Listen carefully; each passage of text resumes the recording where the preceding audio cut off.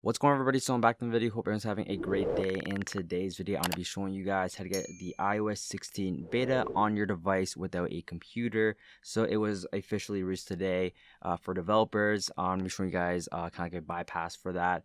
And huge credits to beta profiles. They've been doing this every single year. So huge credits to them. Make sure you guys go follow them on Twitter and just thank them for everything they've done. But what you want to do is go to betaprofiles.com right here. And once you guys are on the website in your Safari application, you want to scroll down until you see iOS 16, or if you're on iPad, click on iPad OS 16, and then click on that right there. And then you can also obviously see the supported device. So I'm going to close out this ad right here.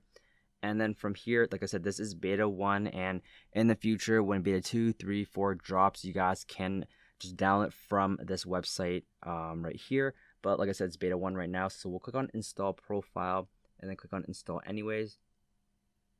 And then it's going to ask us if we are trying to download a configure profile. Do you want to allow this? You want to click on allow, and then it says profile download.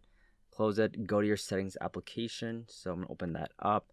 And then what you want to do is you'll see at the top right here, but if you don't see it, just go to your general tab and then scroll down until you see the VPN device management, and then look for that profile and then install, and then enter your passcode if you do have one on your device.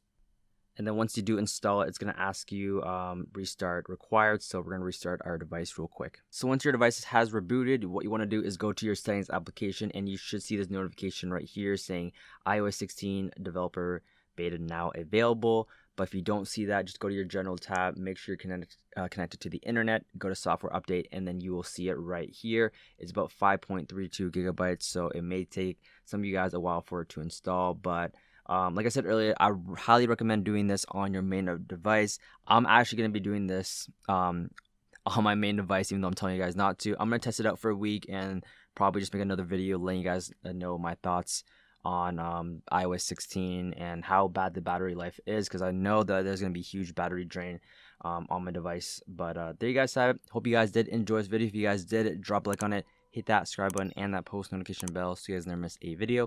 That's basically it, and I'll see you guys in the next one.